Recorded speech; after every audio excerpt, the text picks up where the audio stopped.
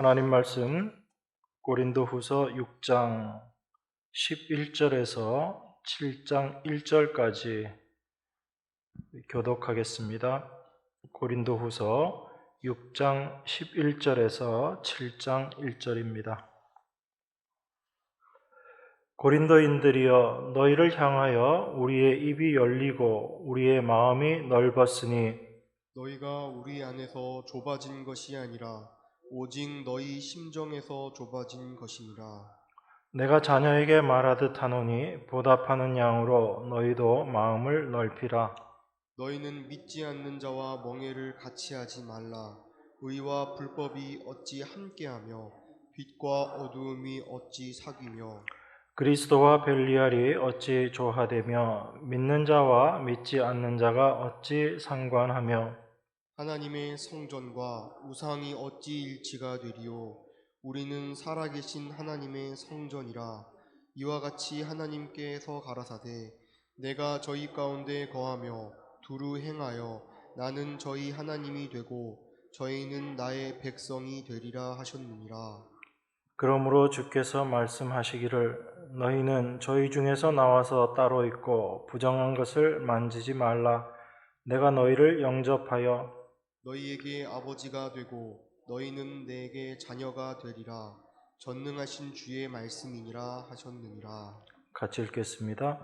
그런즉 사랑하는 자들아, 이 약속을 가진 우리가 하나님을 두려워하는 가운데서 거룩함을 온전히 이루어 육과 영의 온갖 더러운 것에서 자신을 깨끗게 하자. 아멘.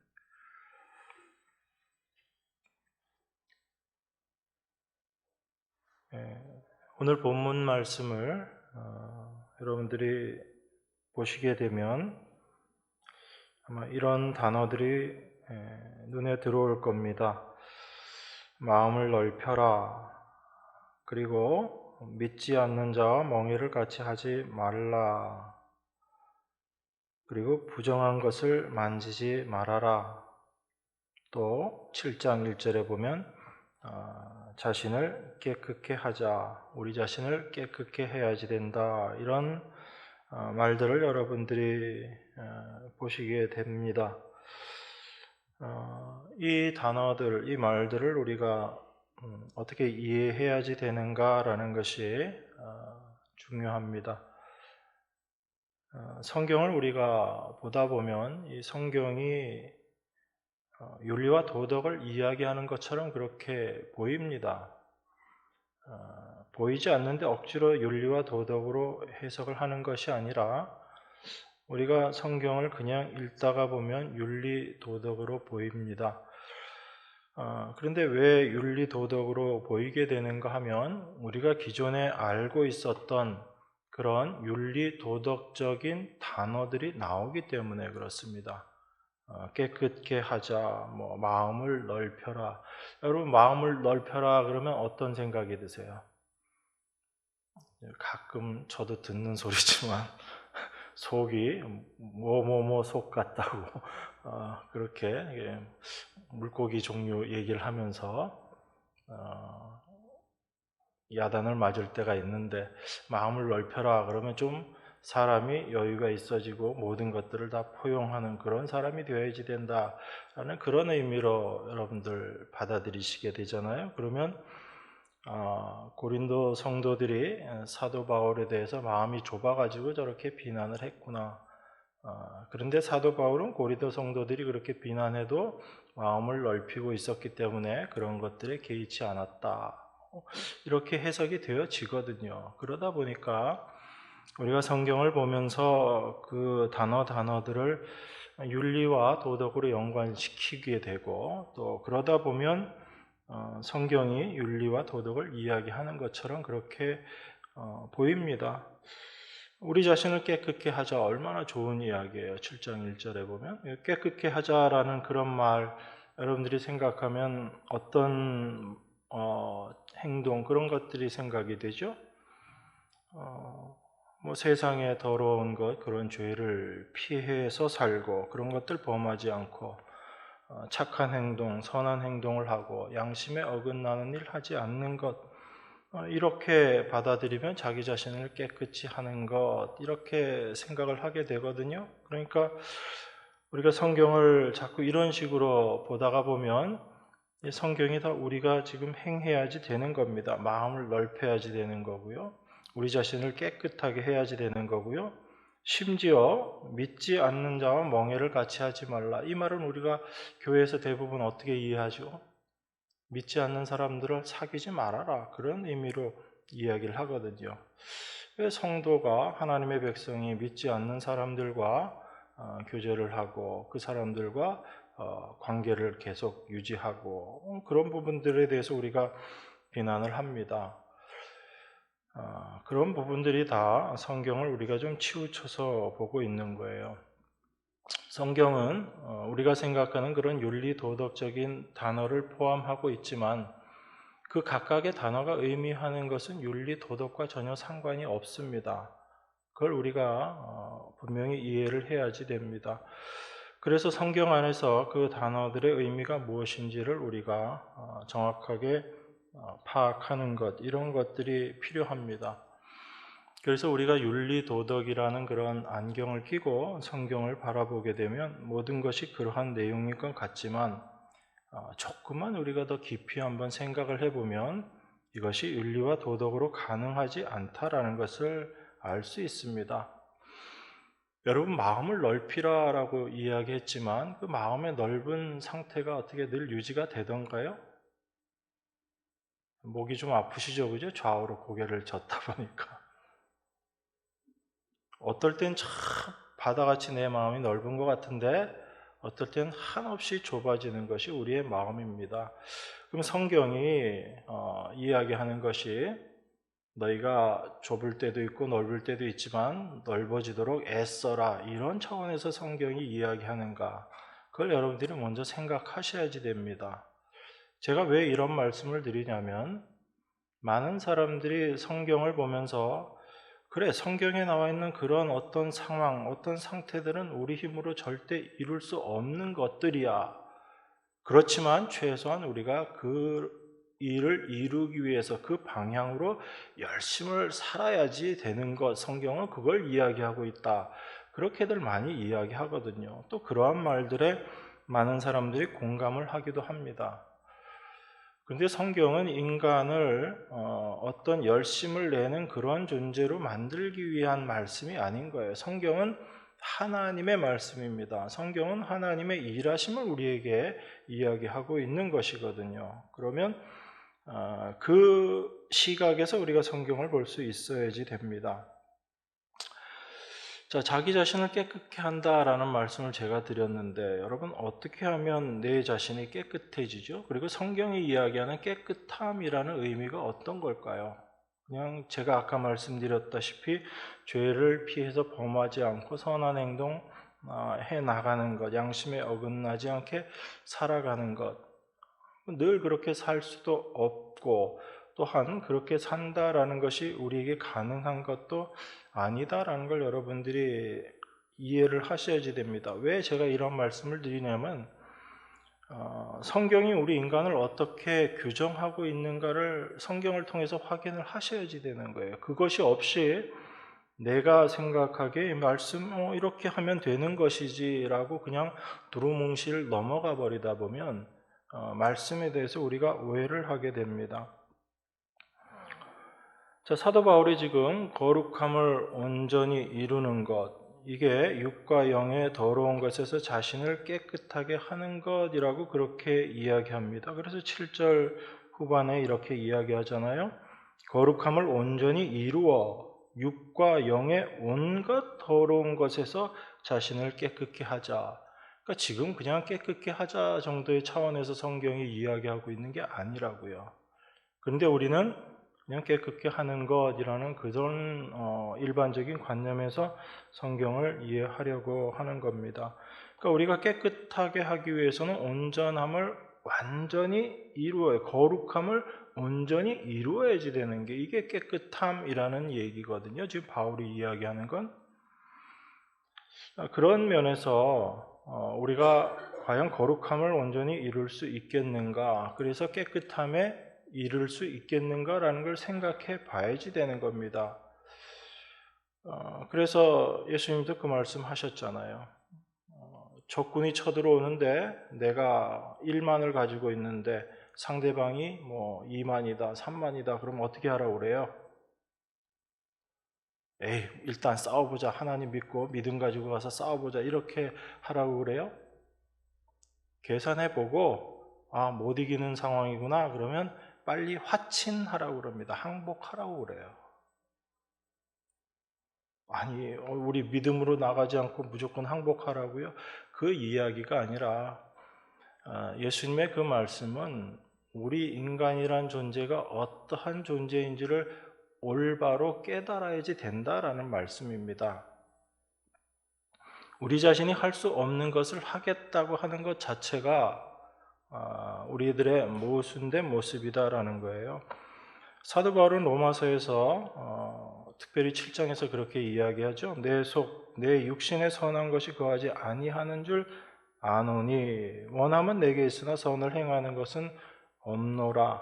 내가 원하는 바 선은 하지 아니하고 도리어 원치 아니하는 바 악은 행하는도다. 사도 바울이 그렇게 이야기했습니다.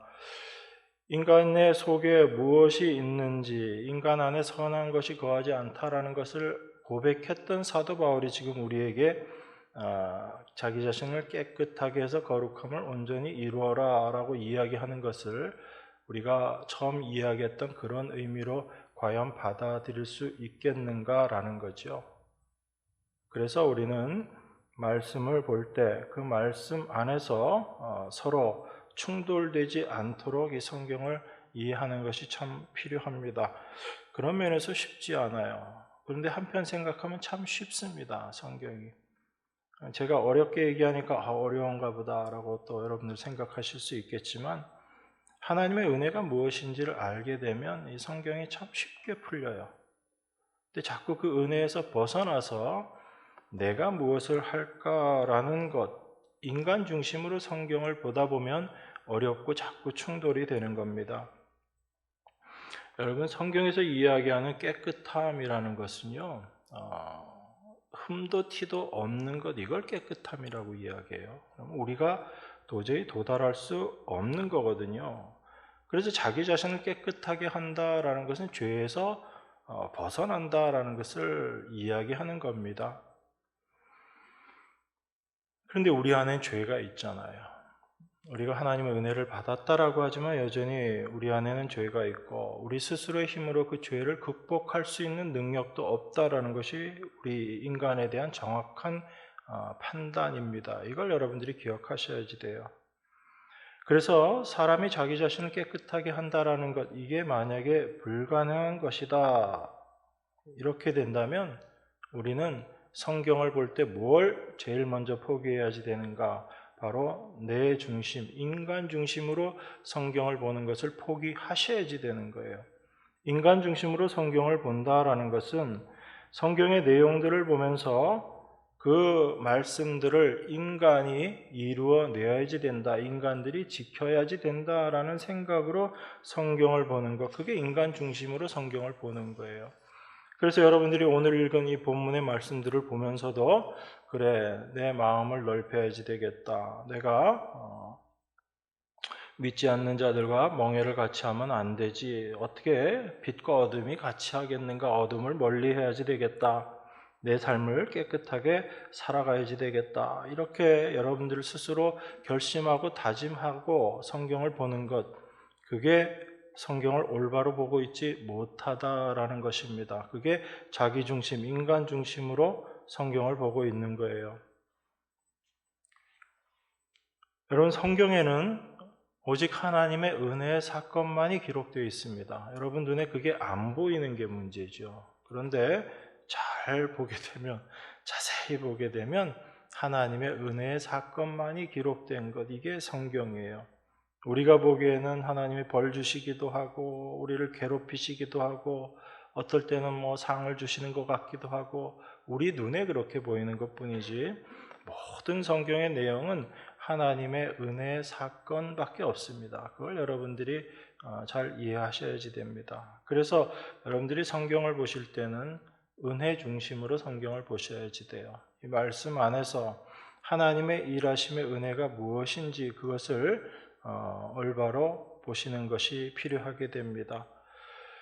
그래서 이 은혜 중심으로 이 말씀들을 보게 될 때 성경에 있는 모든 것들이 하나님께서 행하신 은혜의 일이구나라는 것을 알게 되고 우리 안에 이 은혜가 가득 차게 됩니다.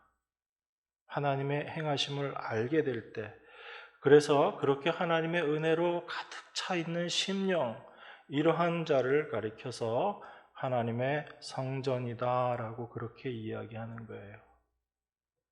그러니까 우리는 하나님의 성전 그러면 어떤 생각이 먼저 들죠? 구약에 있는 성전을 생각하고 하나님의 성전은 거룩한 것이다라고 생각하고 경건한 것으로 생각하고, 그래서 하나님의 성전된 우리는 거룩한 삶을 살아야지 되고 깨끗한 삶을 살아야지 되고 그렇게 생각하거든요. 그런데 성경은 특별히 사도 바울이 하나님의 백성인 우리들을 하나님의 성전이다라고 이야기할 때는 전혀 다른 차원에서 이야기하고 있습니다. 오늘은 제가 이 시간에는 조금 다른 부분들을 얘기를 해야지 되기 때문에 자세히 말씀 못 드리지만 이따가 2부 때는 제가 또 깊게 말씀드릴 거예요. 그 부분에 대해서는 더. 여러분 16절에 보면 하반절에 이렇게 이야기합니다. 하나님께서 가라사대 내가 저희 가운데 거하며 두루 행하여 나는 저희 하나님이 되고 저희는 나의 백성이 되리라 하셨느니라. 하나님이 거하시는 곳, 그게 성전이죠. 그럼 그 하나님의 거하시는 성전이 누구예요? 여러분이잖아요. 여러분과 제가 하나님의 거하시는 성전이잖아요. 그러면 하나님께서는 우리를 성전 삼아서 우리 안에 거하신다라고 이야기하는데 그 거하신다는 의미가 뭐냐면 16절에 보니까 거하며 두루 행하여 이 얘기예요. 하나님께서 그냥 거하신다. 우리 안에 하나님이 계시니까 우리는 그 귀중한 하나님을 모셨으니까 우리가 거룩하게 살고 우리가 깨끗하게 살고 그래서 하나님의 성전처럼 살아야지, 이게 아닌 거예요. 사도 바울이 이야기하는 하나님의 성전이다라는 이야기는 하나님이 우리 안에 거하시고 하나님이 두루 행하신다는 얘기예요. 하나님이 열심히 일하신다는 얘기입니다. 그래서 열심히 일하시는 하나님으로 말미암아 우리가 어떻게 되는가요? 하나님께서 우리의 하나님이 되시고 우리가 하나님의 백성이 되는 것, 이걸 사도 바울은 지금 하나님의 성전 이렇게 이야기합니다. 여러분과 저를 사도 바울은 지금 그런 의미에서 성전이다라고 이야기하거든요. 근데 우리는 대부분 성전 그러면 어떻게 생각하는 거예요? 하나님의 성전된 우리가 성전을 깨끗하게 해야지, 깨끗하게 살아야지 되고, 어쨌든 그렇게 자꾸 생각이 되어지는 거죠. 그래서 하나님께서 우리 안에 거하시고 두루 행하심으로 말미암아 하나님의 일하심으로 말미암아 우리 안에 채워지는 게 있어요. 그게 뭐겠어요? 제가 아까 말씀드렸잖아요. 하나님이 일하시는 그 모든 것들이 하나님의 은혜로 우리에게 다가오는 거예요. 성경은 하나님의 일하심을 기록해 놓은 책이라고 했습니다.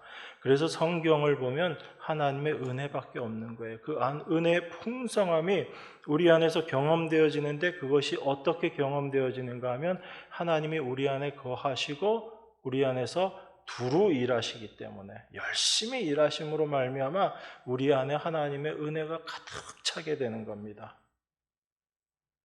그런데 그 하나님의 일하심을 제껴놓고 하나님 좀 이제 쉬세요? 제가 할게요 라고 열심히 하면 뭐로 채워질까요?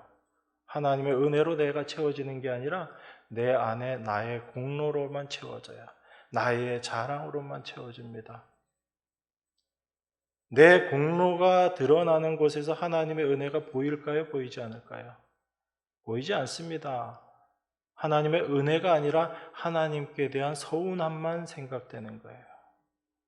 하나님, 제가 이렇게 살았는데 하나님 어떻게 그러실 수 있나요? 제가 이렇게 열심히 하나님 섬겼는데 하나님 저희 가정에 왜 이런 고난을 주시나요? 이것은 참된 믿음을 가진 사람의 삶의 모습이 아닌 것을 여러분들이 인정하실 겁니다.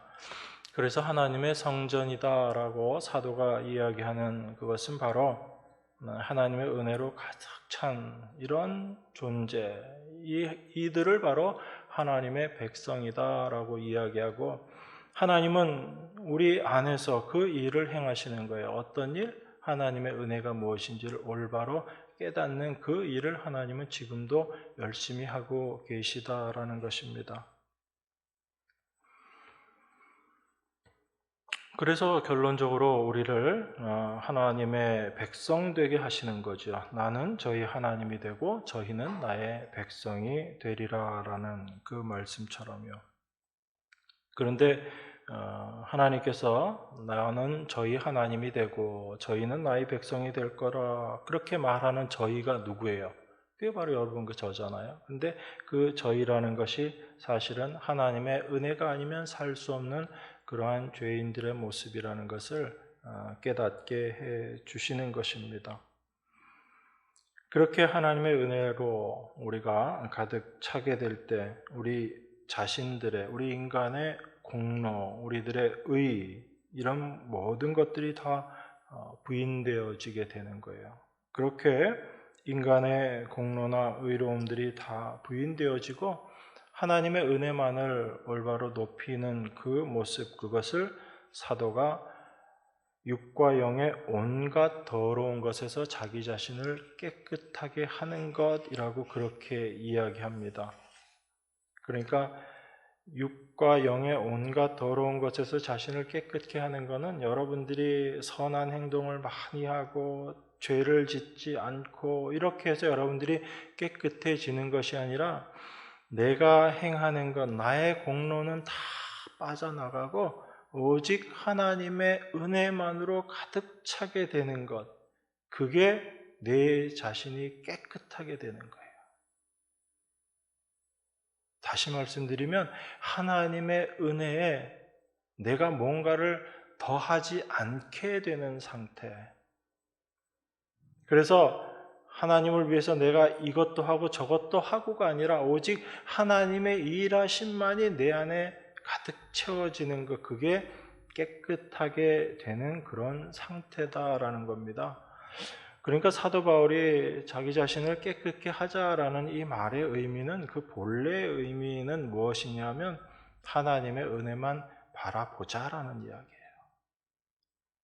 그 하나님의 은혜만을 바라볼 때 우리 자신이 깨끗하게 되는 거죠.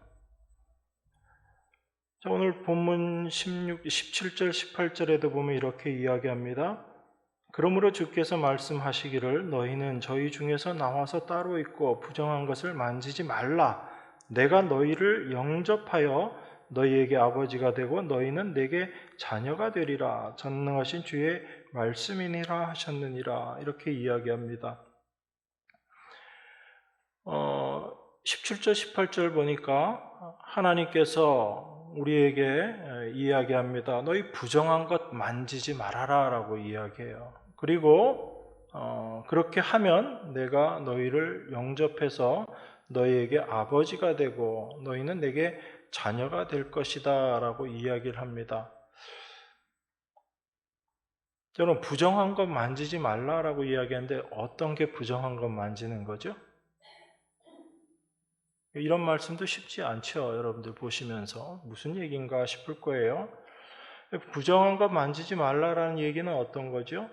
구약적인 용어거든요. 신약에는 이런 표현이 없습니다. 구약에는 부정한 것, 부정한 짐승, 부정한 행위 이런 것들이 있어요. 그래서 그런 것들을 접했을 때 사람이 부정하게 된다라고 이야기합니다. 한 절만 찾아보면 민수기 19장 16절에 보면 이렇게 이야기합니다. 누구든지 들에서 칼에 죽이운 자나 시체나 사람의 뼈나 무덤을 만졌으면 7일 동안 부정하리니, 그러니까 시체에 죽은 것 만지면 그 부정한 것이다 라고 이야기합니다.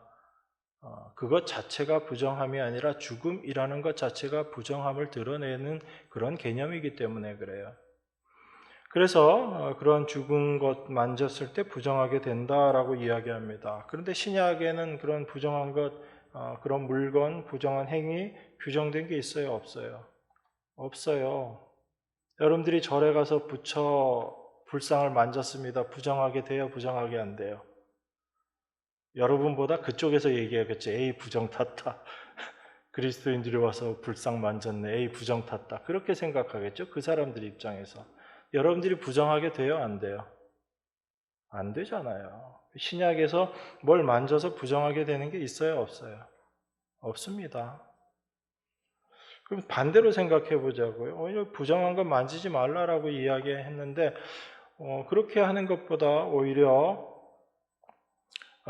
좀 뭐 만져서 우리가 정하게 되는 게 없는가? 그걸 또 성경 찾아봤더니 레위기 6장 27절에서 그렇게 이야기합니다. 무릇 그 고기에 접촉하는 자는 거룩할 것이며 그 피가 어떤 옷에든지 묻었으면 묻은 그것을 거룩한 곳에서 빨 것이요. 그 고기에 접촉하는 자는 거룩한다. 이렇게 얘기하는데 그 고기가 어떤 거죠?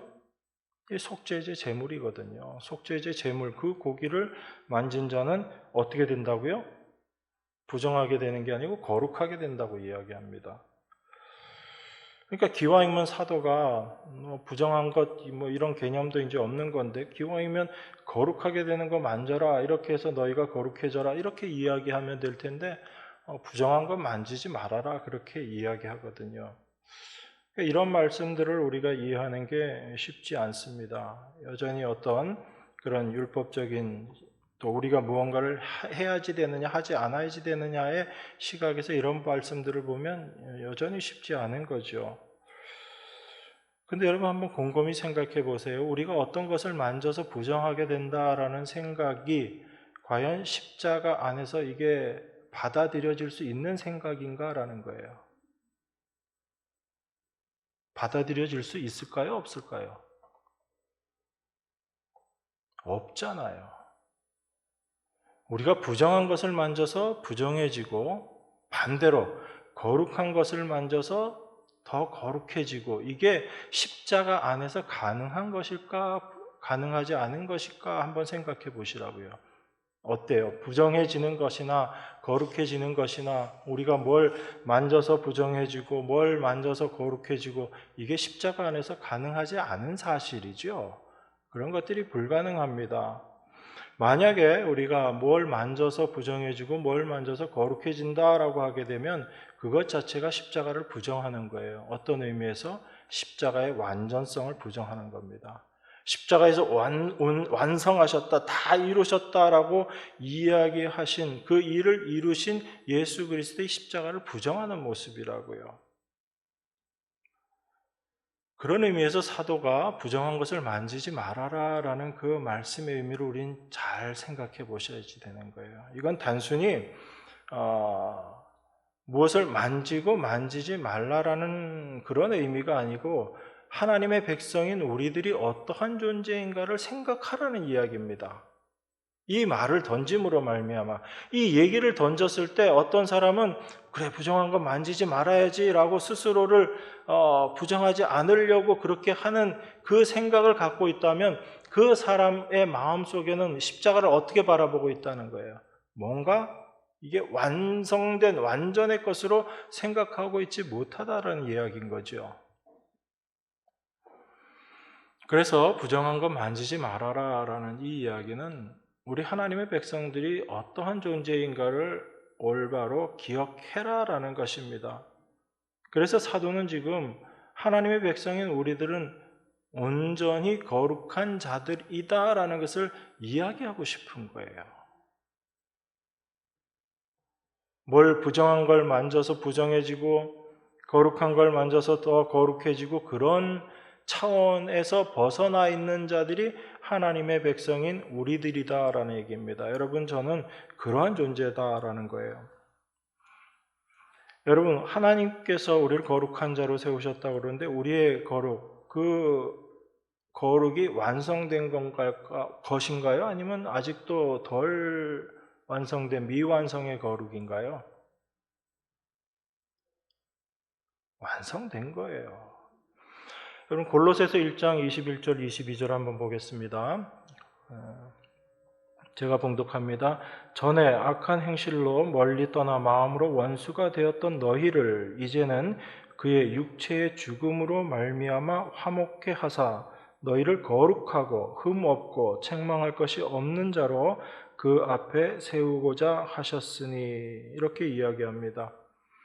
그러니까 우리가 거룩하고 흠이 없고 책망할 것이 없는 자로 하나님 앞에 서게 되는데, 그 일을 어떻게 하나님께서 이루어내시냐면 예수 그리스도의 육체의 죽음으로 말미암아 하나님과 우리를 화목케 하셨다라고 이야기합니다. 그러니까 예수님의 십자가의 죽으심으로 말미암아 우리는 하나님의 원수라는 그런 위치에서 이제 거룩하고 흠이 없고 책망할 것이 없는 그런 자가 되었다라는 이야기예요.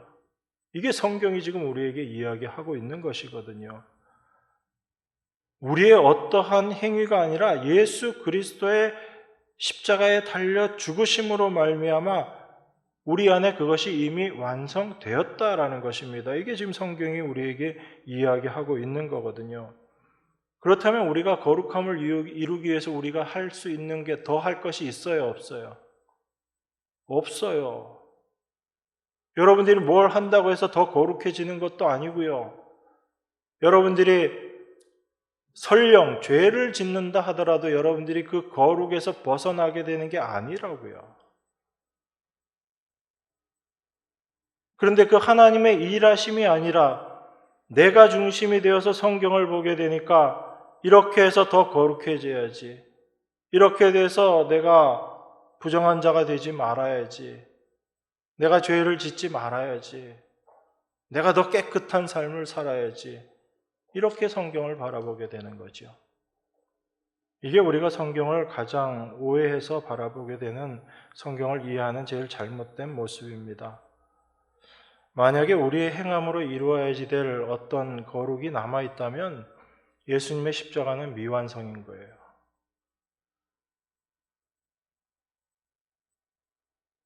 그런데 우리는 자꾸 그것을 잊어버립니다. 예수님의 십자가가 뭔가 부족한 것처럼 느껴지고, 그래서 우리가 뭔가를 더해서 그 거룩함을 완성시켜야지 된다라고 생각하는 이러한 생각, 이게 더러운 생각이에요. 여러분, 그게 부정한 겁니다. 그래서 사도가 지금 부정한 것 만지지 말아라 라고 이야기하는 거예요. 하나님의 백성인 너희들은 예수님의 십자가의 죽으심으로 말미암아 온전히 거룩한 자가 되었다라는 것입니다. 그런데 그 온전히 거룩함이 된 자들이 뭔가 우리의 행함으로 거룩함을 더 나아가게, 더 완전한 어떠한 거룩함, 우리가 이루어야 될 거룩함이 아직도 남아있는 것처럼 생각하고 그렇게 행동하는 것, 그게 바로 더러움이고 그것이 부정한 것이다 라고 그렇게 지금 이야기하고 있는 겁니다. 에베소서 2장 5절에서 7절에도 보면요, 여러분들 잘 아시는 말씀이죠. 허물로 죽은 우리를 그리스도 예수 안에서 살리셨고 너희는 은혜로 구원을 얻은 것이라. 또 함께 일으키사 그리스도 예수 안에서 함께 하늘에 앉히시니 이는 그리스도 예수 안에서 우리에게 자비하심으로써 그 은혜의 지극히 풍성함을 오는 여러 세대에 나타내려 하심이라. 이렇게 이야기합니다. 허물로 죽었던 우리를 그리스도 예수 안에서 살리셨다라고 이야기해요. 이것이 하나님께서 은혜로 행하신 것, 그래서 은혜로 너희가 구원을 얻은 것이다, 그렇게 이야기합니다. 그리고 우리를 일으키시고 그리스도 안에서 함께 하늘에 앉히셨다라고 이야기해요.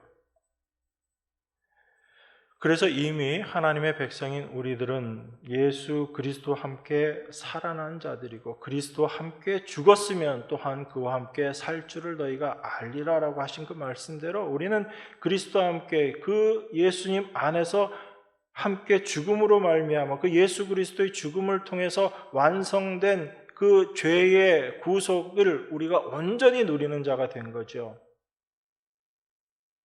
성경의 다른 면에서 이야기하면 그리스도와 함께 우리도 같이 죽었기 때문에 우리의 모든 죄는 다 사해졌다라는 것입니다. 그런데 그것으로 끝난 것이 아니라 하나님 그런 우리를 그리스도 안에서 그리스도와 함께 다시 살리셔서 어디? 하나님 보좌 우편에 그리스도와 함께 우리를 앉히셨다라고 이렇게 이야기합니다. 이것이 하나님께서 행하신 일이거든요. 이것이 하나님께서 행하신 은혜의 일입니다. 그런데 하나님께서 그렇게 그 일을 이루어 내신 것은 무엇 때문인가 하면 우리에게 하나님의 자비하심이 무엇인지 알게 하시고 그 은혜의 지극히 풍성함이 무엇인지를 알게 하셔서 어떻게 해요? 여러 세대에 나타내려 하심이다 라고 그렇게 이야기합니다. 여러분과 저를 하나님의 은혜 가운데 집어넣으셔서 그 은혜를 올바로 알고 하나님의 자비가 무엇인지를 올바로 아는 자로 만들어서 이 세상 가운데 그리고 앞으로 오는 세대들을 위해서 증인으로 하나님께서 세우셨다라는 이야기예요. 그런데 우리가 여전히 그 하나님의 행하신 것에 뭔가 부족함이 있는 것처럼 생각하고 우리가 거기에 뭔가 보태야지 된다라고 생각한다면 여러분들은 하나님의 일하심을 어떻게 하고 있는 거예요? 회방하고 있는 거예요. 근데 우린 자꾸 그렇게 생각하지 않아요. 우리가 뭔가 열심을 내고 수고를 하고 애쓰고 노력하고 그런 것들을 하나님을 위한 열심이라고만 생각하죠. 오히려 반대로 생각하고 있는 거예요, 지금 우리들은. 근데 그게 하나님을 향한 열심이 아니다라는 거예요. 하나님은 오직 하나님께서 우리에게 행한 것이 무엇인지를 우리로 하여금 올바로 깨닫게 하시고 그 하나님이 행하신 은혜 안에서 우리가 거하며 그것을 마음껏 누리는 자로 우리를 세워주신 거예요. 그것을 마음껏 누림으로 말미암아 오는 여러 세대를 본받는 자가 되게 하는 그 일들을 우리가 하는 것이고 하나님은 우리를 그러한 자로 세우셨다라는 것입니다. 그걸 우리가 알지 못하면 우리의 열심으로 하나님 앞에 나아가야지 된다라고 그렇게 생각합니다. 하나님께서 우리를 살리셨다라고 이야기하고 하나님 보좌 우편 하늘에 앉히셨다라고 이야기하는 이 말은 그리스도로 말미암아 이미 완성되었다라는 이야기죠. 그죠? 그렇기 때문에 여러분들이 성경을 보실 때 무엇을 하자, 무엇을 하라라는 그런 말씀을 보게 되면 어떻게 보셔야 돼요, 이제?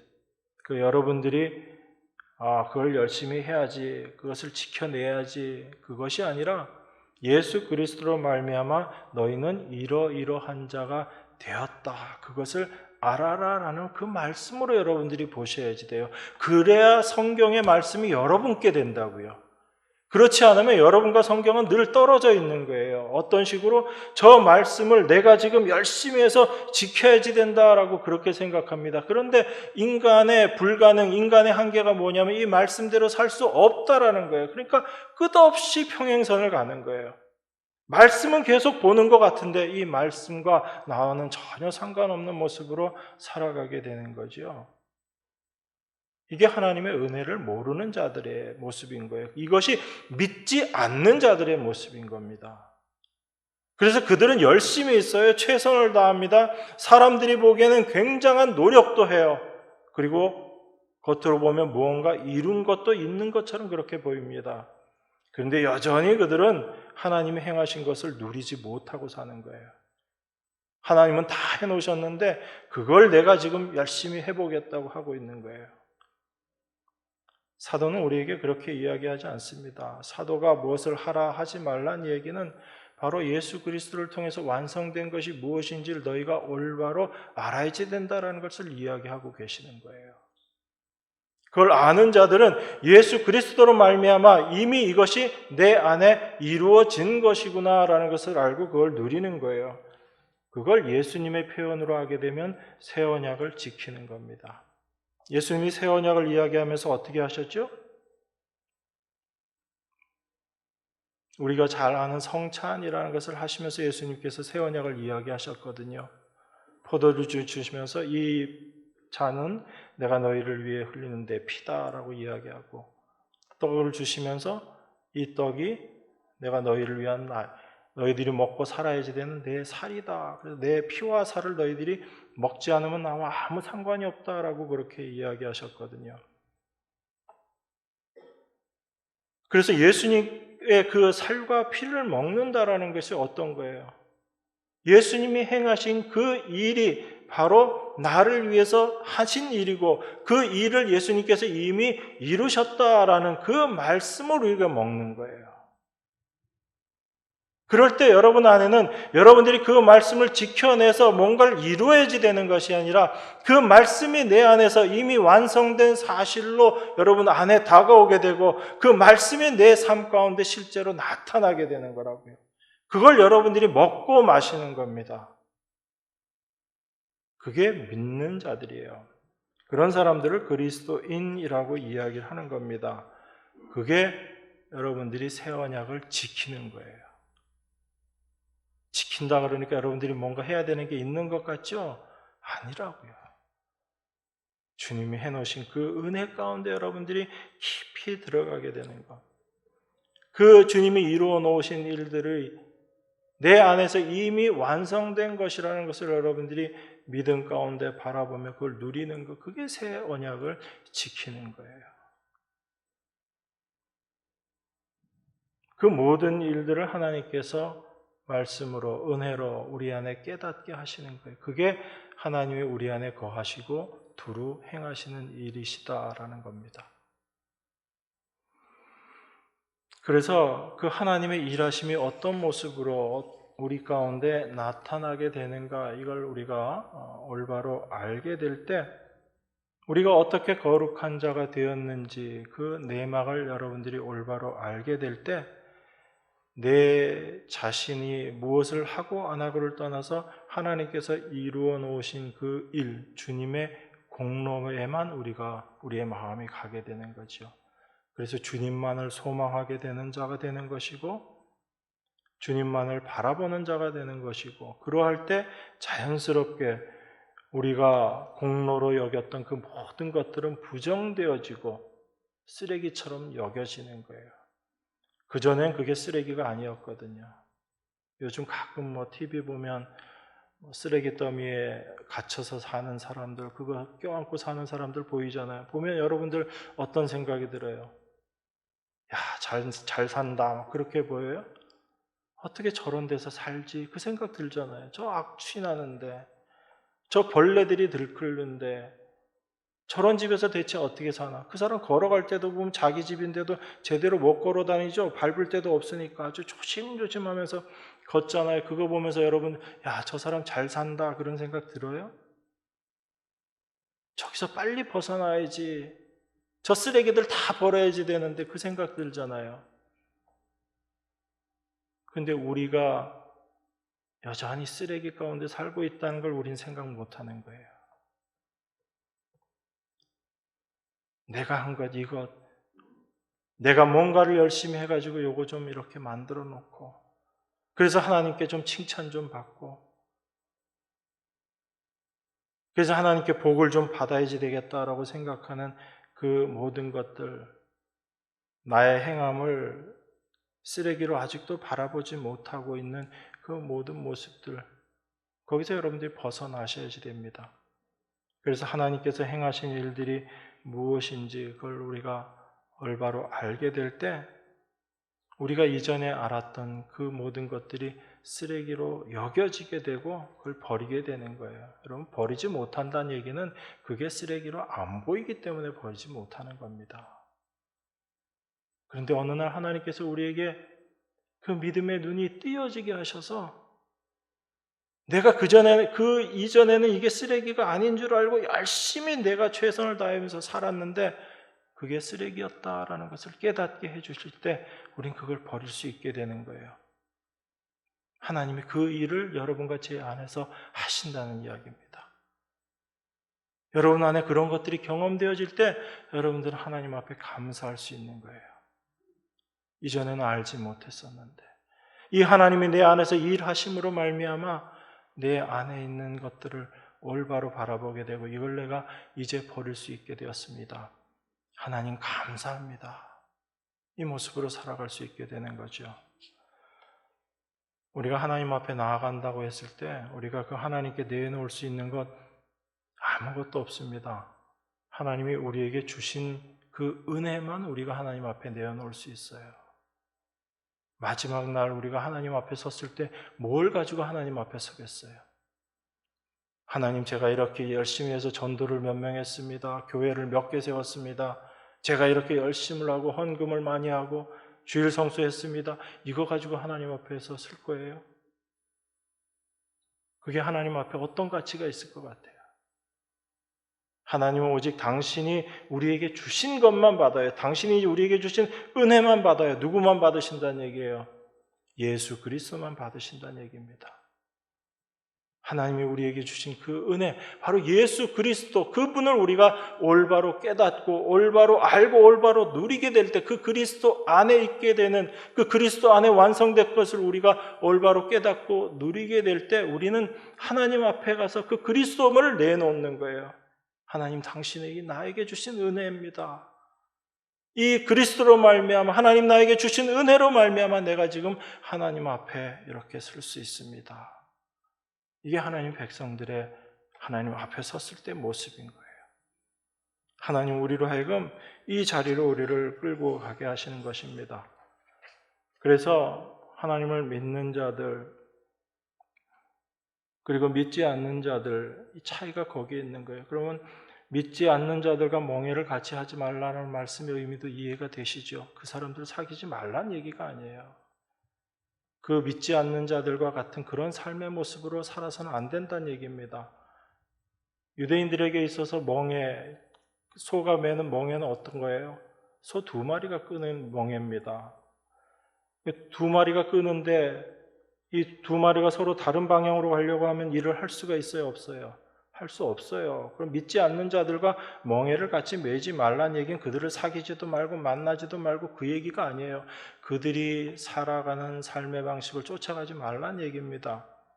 그들은 여전히 내가 무언가를 하고 내가 한 것을 가지고 인정받으려고 하고 그것을 가지고 살겠다라는 것, 자기 중심의 생각들인 거예요. 그런데 우리가 하나님 믿는다고 하면서도 여전히 자기 중심의 생각을 가지고 살아가고 있다면, 내가 뭔가 한 것을 가지고 살아가고 있다면 그게 믿지 않는 자들과 같이 멍해를 메고 간다는 얘기예요. 같은 방향으로 가고 있다라는 얘기입니다. 그거 하지 말라는 얘기예요. 오직 하나님의 은혜가 무엇인지를 올바로 아는 자가 되어야지 된다라는 얘기입니다. 그래서 예수 그리스도께서 십자가에서 이루어 놓으신 그 피의 공로만을 의지하고 높이는 자, 이러한 삶을 살아가는 자 다 되게 하십니다라는 것을 우리가 생각해야지 됩니다. 그래서 하나님께서 우리 안에서 행하심으로 말미암아 우리를 하나님의 공로만 높이는 자로 그렇게 만들어 가시는 거예요. 이 하나님의 열심을 여러분 안에서 발견하시는 날마다의 삶이 되기를 하나님의 이름으로 축원합니다. 기도하겠습니다. 하나님의 은혜를 감사합니다. 도무지 우리가 상상할 수도 없고 우리가 생각할 수도 없이 우리 안에서 일하시는 그 하나님의 일하심을 우리의 믿음의 눈이 띄어져서 바라보게 하시니 감사드립니다. 그 하나님의 은혜 앞에 날마다 나아가는 저희가 되게 하셔서 하나님의 은혜만을 높이며 감사하는, 그래서 오는 세대의 하나님의 일하심을 증거하는 저희 모두가 될 수 있도록 인도하시고 오직 하나님의 은혜만을 바라보며 소망하는 저희 모두가 될 수 있도록 축복하여 주시옵소서. 예수 그리스도 이름으로 기도드리옵나이다. 아멘.